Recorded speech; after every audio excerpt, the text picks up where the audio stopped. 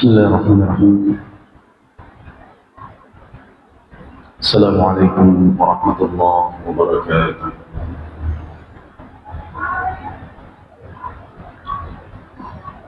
إن الحمد لله نحمده ونستعينه ونستغفره ونعوذ بالله من شرور أنفسنا ومن سيئات أعمالنا. من يهده الله فلا مضل له ومن يضلل فلا هادي له. أشهد أن لا إله إلا الله وحده لا شريك له وأشهد أن محمدا عبده ورسوله صلى الله عليه وعلى آله وأصحابه والتابعين وتابع التابعين ومن تبعهم بإحسان إلى يوم الدين. أما بعد، معاشر المسلمين والmuslimat rahimani wa rahimakumullah. Alhamdulillah, kembali kita dipertemukan di dalam majelis yang semoga diberkahi oleh Allah Subhanahu wa taala, dalam majelis nasihat dan majelis saling memberikan wasiat di dalam kebaikan,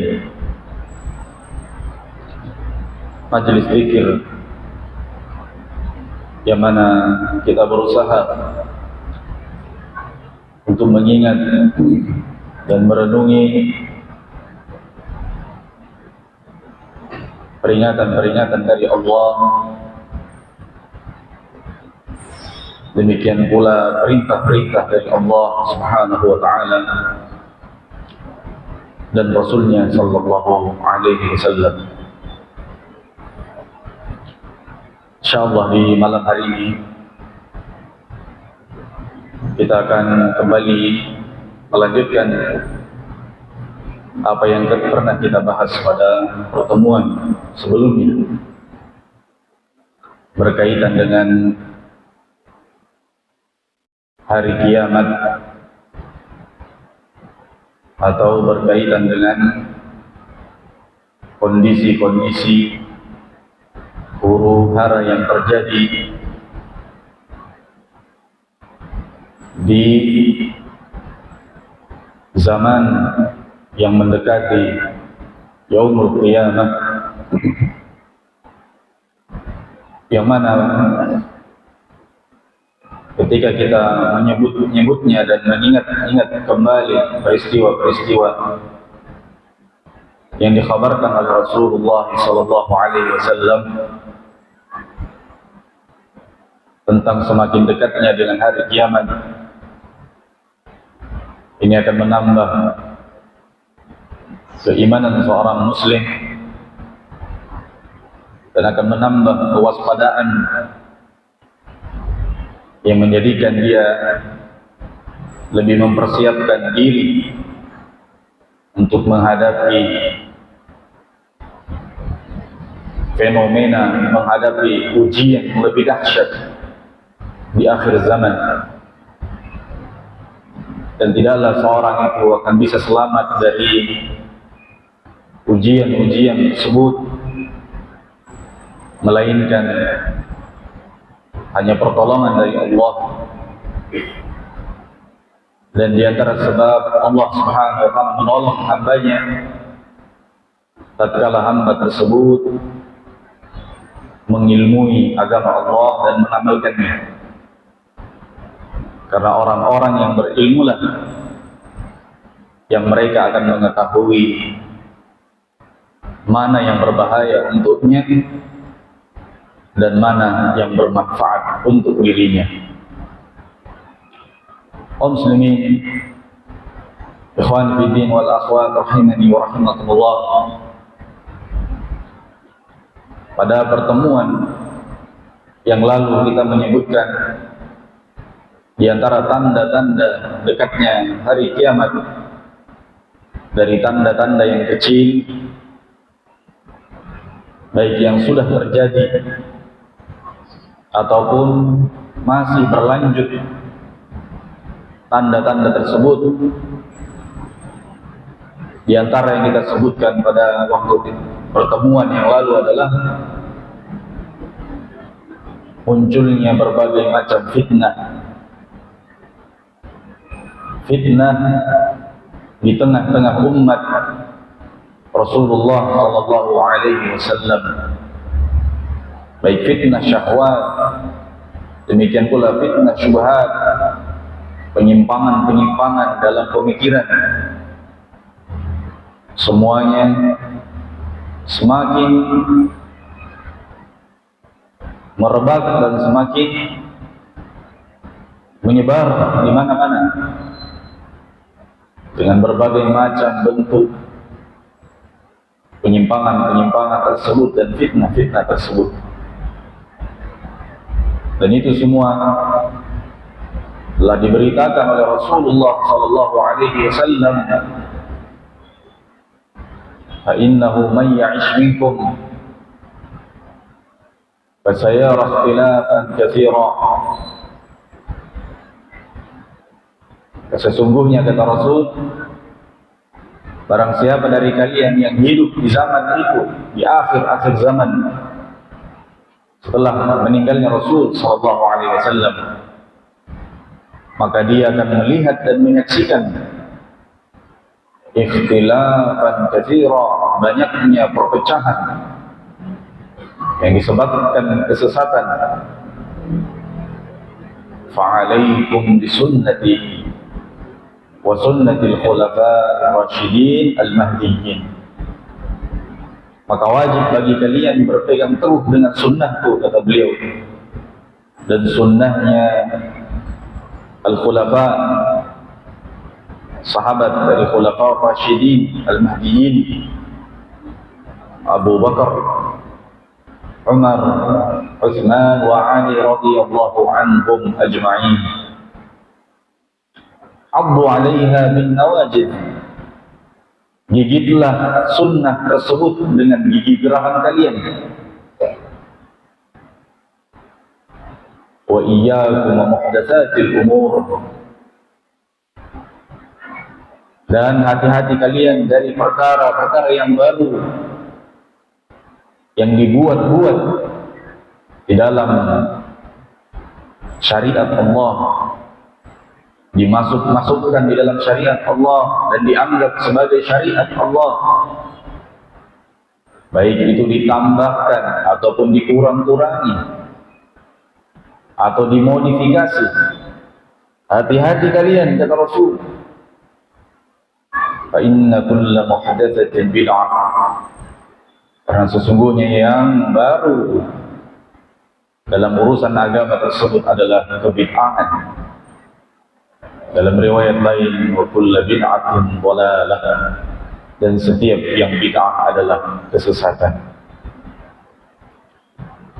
Kaum muslimin rahimani wa rahimakumullah, Rasulullah dalam hadis tersebut sallallahu alaihi wasallam memberikan solusi selamatnya seorang dari fitnah, dari perpecahan, dari kesesatan adalah berpegang teguh dengan jalan yang beliau bawa. Dan tidak lain yang bisa berpegang teguh dengan jalan tersebut adalah mereka, orang-orang yang mempelajarinya, mengamalkannya, mempelajari agama Allah, mempelajari syariat Allah yang dijelaskan oleh Rasul sallallahu alaihi wasallam. Maka kaum muslimin rahimani wa rahmatullah, pada malam hari ini kita akan menyebutkan di antara tanda-tanda yang akan terjadi yang diberitakan oleh Rasulullah sallallahu alaihi wasallam sebelum tegaknya hari kiamat, di mana hari kiamat adalah hak, pasti akan terjadi, yang akan membinasakan seluruh yang hidup, akan meluluh lantahkan apapun yang ada di alam ini. Yang indah akan sirna, yang tinggi akan rata, yang bernyawa pun akan tiada, hilang, ditelan dengan kehancuran dan dahsyatnya yang terjadi pada hari kiamat tersebut. Gunung-gunung berterbangan, mencekam, bahkan menjadikan anak yang masih bayi, menjadikannya beruban dengan menyaksikan fenomena yang begitu mengerikan. Dan itu telah diberitakan oleh Allah Subhanahu wa ta'ala dalam Al-Quran Al-Karim, bahwa itu pasti akan terjadi. Dan dia memiliki tanda. Sebelum terjadinya telah diberitakan oleh Rasulullah sallallahu alaihi wasallam, ada tanda yang bisa kita saksikan dan bisa kita perhatikan. Dan tanda yang besar yang akan terjadi ma'asyiral muslimin, dan itu pasti terjadi, adalah akan munculnya seorang yang alim, seorang yang berilmu dari keturunan Rasulullah sallallahu alaihi wasallam. Dia bernama Muhammad bin Abdullah, seperti nama Rasulullah sallallahu alaihi wasallam. Dari keturunan beliau, dari keturunannya Fatimah radhiyallahu anha, dia akan nampak dan menjadi imam yang dibimbing karena telah diberikan ilmu oleh Allah Subhanahu wa ta'ala. Dialah yang dikenal dengan Imam Mahdi radhiyallahu anhu. Imam Mahdi yang kita maksud adalah sebagaimana yang disebutkan oleh Rasulullah sallallahu alaihi wasallam dalam hadis. Di antaranya Nabi sallallahu alaihi wasallam bersabda, la tanqadi al-ayyam atau la tanqadi al-ayyam wa la yadhhab ad-dahru hatta yamlika al-arabu rajulan atau yamlika al-araba rajulun min ahli baiti. Tidak akan hilang hari-hari, tidak akan pergi zaman ini, artinya masih akan ada waktu, tidak akan tegak hari akhir, hari kiamat, sampai orang-orang Arab dipimpin oleh seorang lelaki min ahli baiti, dari keturunan ahli bait Rasulullah SAW. Ismuhu yuwaqi usmi, nama dia sama persis dengan namaku, Muhammad bin Abdullah radhiyallahu anhu. Dialah Imam Mahdi. Dalam hadis lain Nabi SAW bersabda, al-Mahdiyu min itrati min waladi Fatimah. Imam Mahdi itu dari keturunanku dan dia dari jalurnya Fatimah radhiyallahu anha. Bukan Imam Mahdi yang ditunggu-tunggu oleh mereka kaum Syiah Rafidhah. Mereka mengatakan akan ada Imam Mahdi yang muncul dari suatu daerah tertentu, muncul dari dalam gua dengan menunggangi kuda, ya, dan di gua itulah mereka tunggu imamnya. Imam Mahdi yang mereka maksud itu. Bukan itu. Imam Mahdi yang benar dari keturunan Rasulullah sallallahu alaihi wasallam, dan dia adalah dari manusia biasa sebagaimana manusia pada umumnya. Kemudian Allah Subhanahu wa taala berikan dia ilmu, ya, sehingga dia mendapatkan dan menguasai ilmu agama dengan sempurna atas izin Allah Subhanahu wa taala. Dan kaum muslimin membaiat dia sebagai khalifah. Seluruh kaum muslimin bersatu di atas pimpinan Imam Mahdi di akhir zaman. Nah, maka orang-orang yang belajar hadis, belajar sunnah, ketika dia membaca berita telah muncul Imam Mahdi, ya, Imam Mahdi muncul, ternyata bukan dari orang Arab, ya, atau penampilannya sama sekali tidak melambangkan orang yang alim, tidak pakai kopiah, ya, pakai celana levis di bawah mata kaki, kesana kemari, lalu mengaku sebagai Imam Mahdi misalnya. Jelas kadzab, dusta.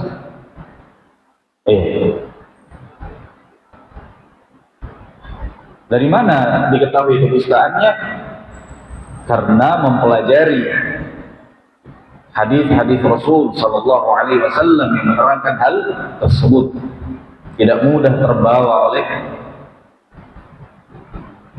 cerita-cerita, tidak mudah terbawa oleh isu.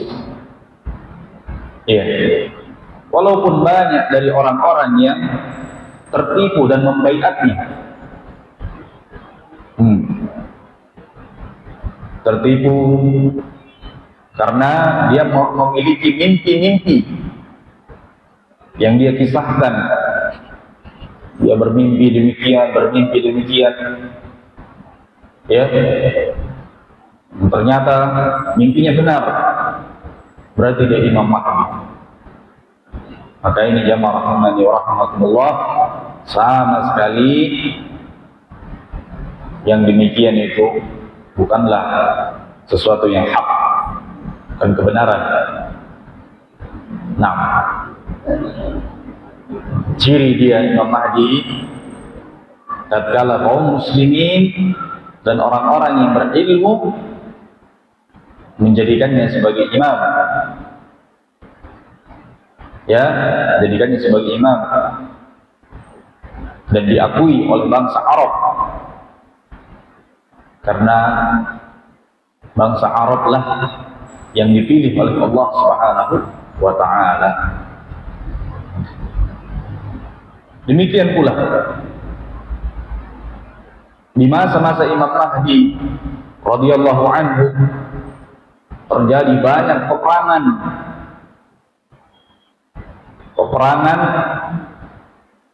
yang dikisahkan dalam riwayat-riwayat itu, peperangan yang besar, peperangan yang dahsyat melawan orang-orang kufar, orang Yahudi. Baik, dalam kondisi awalnya kaum muslimin lemah, mereka tercerai-berai, namun mereka bersatu di bawah bendera imam mereka dan khalifah mereka, yaitu Imam Mahdi radhiyallahu anhu. Maka tatkala kaum muslimin di masa-masa kejayaannya mereka bersatu dalam satu manhaj, satu akidah, di saat itu bersama Imam Mahdi Allah Subhanahu wa taala kemudian memunculkan fitnah yang paling besar yang disebutkan oleh Rasulullah sallallahu alaihi wasallam, yaitu munculnya seorang laki-laki dari jenis manusia yang diberikan kekuatan oleh Allah di luar batas kemampuan manusia. Dialah yang diberi nama Al-Masih Ad-Dajjal. Al-Masih Ad-Dajjal. Ya. Dinamakan Al-Masih. Demikian pula Nabi Isa dinamakan Al-Masih. Namun beda makna di sini. Al-Masih Ad-Dajjal itu karena dia menghapus kebenaran dan menyesatkan orang-orang dari kebenaran menuju penyimpangan dan kesesatan, kekufuran, kesyirikan. Itu Masih Ad-Dajjal. Sedangkan Al-Masih Isa Al-Masih ibn Maryam itu beliau menghapuskan kekufuran, kesyirikan di muka bumi ketika munculnya beliau. Menghapuskan kesesatan, kegelapan menjadi terang benderang. Beliau Al-Masih Isa bin Maryam alaihi salam. Maka tatkala munculnya Dajjal, nasallallahu alaihi wal afiyah, yang kita diperintah oleh Rasulullah sallallahu alaihi wasallam untuk berlindung dari fitnah Dajjal, karena mengerikannya fitnah ini.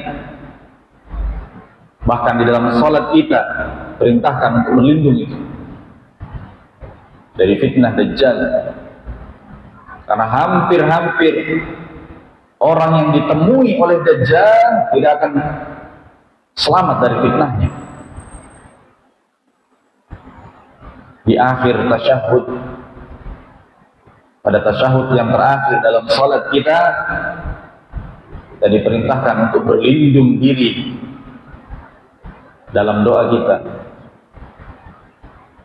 Allahumma inni a'udzubika min adzabil qabr wa min adzabi jahannam wa min fitnatil mahya wal mamat wa min fitnatil masiihid dajjal wa min syarri fitnatil masiihid dajjal. Ya Allah, aku berlindung kepadamu dari azab kubur, dari fitnah kehidupan dan kematian, dari fitnah, dari azab jahannam, wa min syarri fitnatil masiihid dajjal, dan dari keburukannya fitnah Dajjal. Dan itu disebutkan di dalam salat kita, agar kita diberikan perlindungan oleh Allah Subhanahu wa taala dari fitnah yang mengerikan ini. Begitu mengerikannya fitnah Dajjal, di mana dia diberikan oleh Allah Subhanahu wa taala fitnah yang dapat merubah kebenaran menjadi kebatilan dan kebatilan menjadi kebenaran. Di masa-masa manusia dalam kondisi sulit, kelaparan, kehausan, Allah berikan sosok orang manusia yang dia membawa kemampuan dengan tipu daya, dihiasi dengan nama-nama yang indah, seakan-akan dia membawa berkah. Ketika dia berada di suatu tempat, dia membawa berkah dengan turunnya hujan, dia membawa berkah dengan tumbuhnya tumbuh-tumbuhan, dan dia bisa menghidupkan orang yang sudah mati, menyembuhkan orang yang sakit. Itu semua diberi nama dengan berkah, keberkahan dan keselamatan. Tidak cukup sampai di situ, ma'asyiral muslimin. Dia pun menampakkan surga dan neraka, bahwa dia yang memiliki surga dan neraka. Barang siapa yang mengikutinya, maka dia akan dimasukkan ke dalam surganya. Dan barang siapa yang kufur kepadanya, akan dimasukkan ke dalam neraka. Namun semua itu adalah kebalikan. Dia memutar balikkan hak dengan yang batil. Itulah Dajjal. Nah, cirinya kata Nabi sallallahu alaihi wasallam, ad-Dajjal mamsuhul ain maktubun baina ainai kafirun thumma tahajjaha kafara yaqra'uhu kullu muslim. Dajjal ini matanya buta sebelah, tertulis di antara kedua matanya, berarti di atas jidatnya, tertulis kafir, dan beliau mengeja dengan kafaro, kafaro, dan akan dibaca oleh setiap muslim tulisan itu. Nah, ini ciri munculnya Dajjal. Akan nampak di mata orang yang muslim, keislamannya benar, ya, dan tidak akan nampak bagi orang-orang yang musyrik, kafir, atau munafik, atau mereka-mereka yang menyimpang dari jalan Allah Subhanahu wa ta'ala. Nah, yamkuthuna fil ardi arba'una yawman, dia akan tinggal di dunia ini selama 40 hari. Selama 40 hari itu, yaumun kasanatin wa yaumun kasyahrin wa yaumun kajum'atin. Hari pertama seperti 1 tahun, hari kedua seperti 1 bulan, dan hari ketiga seperti 1 pekan. Setelah itu hari-hari seperti biasanya. Maka para sahabat mendengar berita ini, mereka bertanya dengan logika. Kalau 1 hari seperti setahun, bagaimana itu? Sedangkan kita harus sholat 5 kali sehari. Bagaimana cara sholatnya? Yang mereka pikirkan, bagaimana cara mereka beribadah kepada Allah Subhanahu wa ta'ala. Karena dengan ibadah itulah yang menyelamatkan mereka. Maka Nabi SAW ketika ditanya, atakfina fi salatu yaumin, apakah cukup kami sholat seperti 1 hari saja ya Rasulullah dalam 1 tahun ini? Qala la, beliau menjawab, tidak. Uqduru lahu qadrahu, hitunglah sesuai dengan hitungan setahun. Jadi tetap dihitung. Ini sudah masuk waktu subuh, ini masuk waktu zuhur, diperkirakan. Ya, mereka tetap menjalani sholat seperti sholatnya mereka sehari-hari. Nah, qulna ya Rasulullah, wa ma isra'uhu fil ardi.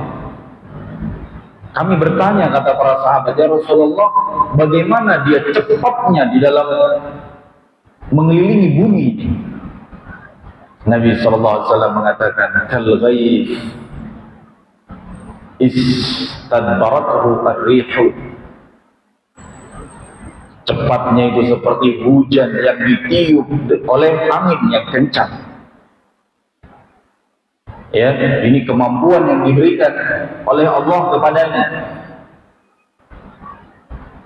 Sangat mudah dia untuk mendatangi belahan-belahan bumi, dan dia pun mendatangi seluruh belahan dunia kecuali 2 tempat yang tidak bisa dia masuki, kota Mekah dan Madinah.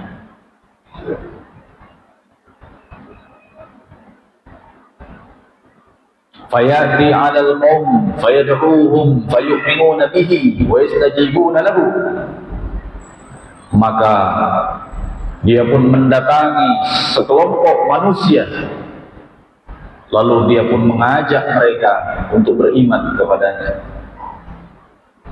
Maka manusia tersebut pun mereka beriman kepadanya dan mengikuti jalannya. Fayamuru sama fayumtir wal arda fatambitu, lalu dia pun memerintah langit sehingga langit pun menurunkan hujan. Dia memerintahkan bumi, maka bumi pun menumbuhkan tanamannya.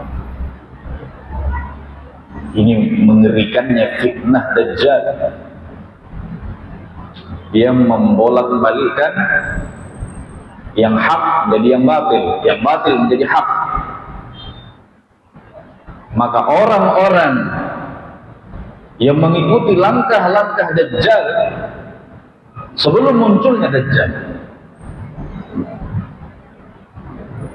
dia membalikkan yang hak menjadi yang batil, lalu membungkus kebatilan itu dengan keindahan kata-kata, dengan keindahan retorikanya, membungkusnya dengan dalil-dalil yang syubhat, mutasyabih dia masukkan di dalamnya, sehingga mengatakan yang haram menjadi halal, yang halal dibalik menjadi haram. Ini adalah Dajjal. Dajjal minad dajajilah. Kalau kita membaca jamaah sejarahnya para ulama kita terdahulu, para imam-imam kita terdahulu, yang mereka menjaga kesahihan hadis, riwayat kesahihan hadis yang sampai pada Rasulullah sallallahu alaihi wasallam, mereka memiliki penjagaan yang luar biasa. Ketika ada orang-orang yang ingin merusak ilmu yang murni tadi dengan kedustaan atau dengan pemikiran-pemikiran yang menyimpang, mereka tidak segan-segan memberikan julukan kepada orang tersebut. Jadi jangan heran kalau ada yang menamai seseorang dengan fulan Dajjal. Dia itu Dajjal karena dipenuhi dengan kedustaan, dipenuhi dengan syubhat, kerancuan dalam berpikir, sehingga menyesatkan banyak manusia. Dan itu bentuk kasih sayang mereka kepada umat, sehingga terjagalah agama ini sampai kepada kita, agama dari sumber yang murni, yang jernih, yang bersih dari Rasulullah sallallahu alaihi wasallam. Ini ibrah yang kita ambil. Dan diantara amalan yang bisa melindungi kita dari fitnah Dajjal, selain kita berdoa dengan ta'awudz tadi,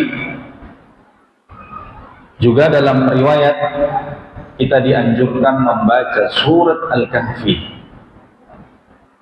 pada hari Jumat. Membaca surat Al-Kahfi. Ada riwayat yang menyebutkan 10 ayat pertama, ada pula menyebutkan dan 10 ayat terakhir. Dan disunahkan secara umum membaca semuanya dari awal hingga akhir. Dan tentu sebuah kemuliaan bagi seorang muslim yang bisa menghafal surat Al-Kahfi. Dalam riwayat yang disebutkan oleh Ibnu Katsir rahimahullah, bahwa surat Al-Kahfi, kata Nabi SAW, itu adalah sakinah, ketenangan bagi orang yang membacanya. Kalau antum belum merasakan, coba rasakan.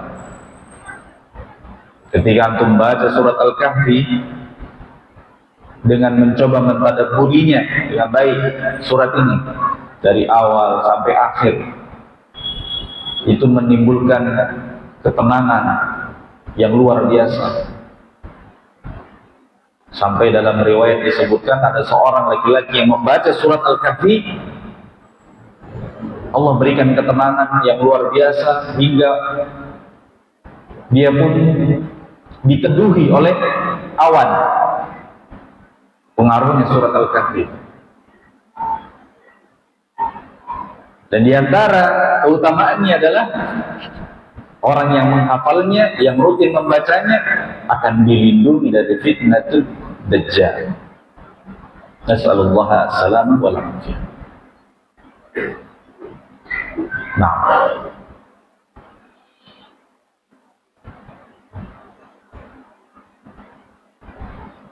kemudian ikhwan fillah azakumullah, fitnah Dajjal ini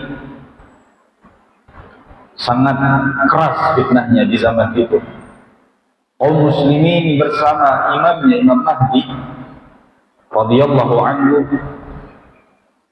mereka pun ya dalam masa-masa yang sulit menghadapinya, sampai akhirnya Allah Subhanahu wa taala menurunkan Nabi Isa alaihissalam.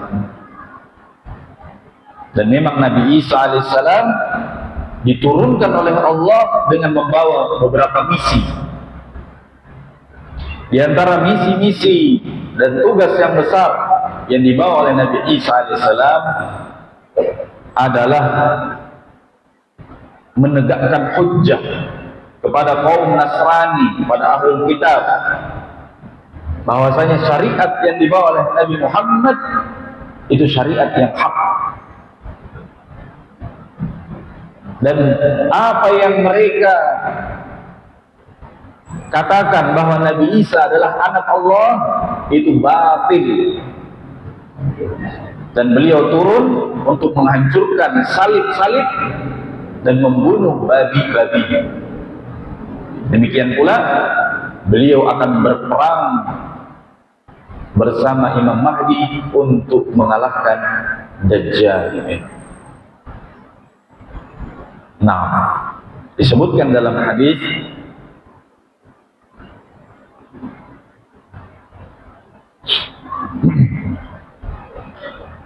Nabi sallallahu alaihi wasallam bersabda, "Walladzi nafsi biyadihi," demi zat yang jiwaku berada di tangannya, la yushikanna ay yanzila fikumul masih wa fikum ibnu maryam hakaman adlan fayaksira as-saliba wa yaqtul al-khinzir wa yad'u al-jizyah wa yafidh al-mal hatta la yaqbalahu ahad. Hampir-hampir saja sudah dekat waktunya Allah akan menurunkan atau akan turun kepada kalian Isa bin Maryam sebagai hakim yang adil, akan menghakimi di antara manusia yang selama ini perselisihan kita dengan orang-orang kafir tersebut. Maka turunlah Nabi Isa menjadi hakim. Maka beliau akan menghancurkan salib-salib yang disembah itu. Beliau akan membunuh babi-babi yang diharamkan itu. Dan beliau akan menetapkan upeti bagi mereka orang-orang kafir. Mereka harus membayar itu pada kaum muslimin. Maka harta pada waktu itu akan berkembang. Dikarenakan apa? Kaum muslimin mendapatkan upeti dari orang-orang kafir dan berkah di masa itu. Sampai-sampai kata Nabi sallallahu alaihi wasallam, tidak ada satu orang pun yang mau menerima pemberian orang lain hatta takuna sajadatul wahidah khairan minad dunya wa ma fiha. Hingga pada saat itu satu kali sujud itu sudah menjadi sesuatu yang lebih berharga daripada dunia dan seisinya. Mereka sibuk dengan ibadah di zaman itu. Dan itu diturunkan isyaratnya dalam surat An-Nisa, wa in min ahlil kitab illa la yu'minanna bihi qabla mautih wa yawmal qiyamati yakunu 'alaihim syahidan. Dan dari ahli kitab ada yang beriman, sungguh-sungguh beriman sebelum matinya Nabi Musa AS. Dan nanti pada hari kiamat Nabi Isa akan menjadi syahid, akan menjadi saksi yang mempersaksikan mereka pada hari kiamat. Nah, disebutkan dalam riwayat bahwasanya turunnya Nabi Isa alaihissalam itu di daerah timur dari kota Damaskus. Kata Nabi sallallahu alaihi wasallam, fayanzilu indal manaratil bayda syarqiyya Damasq baina wadi'an kaffaihi ala ajnihati malakain. Nabi Isa akan turun di sisi menara yang berwarna putih di sebelah timur Damaskus. Beliau meletakkan kedua tangannya di atas sayap kedua malaikat.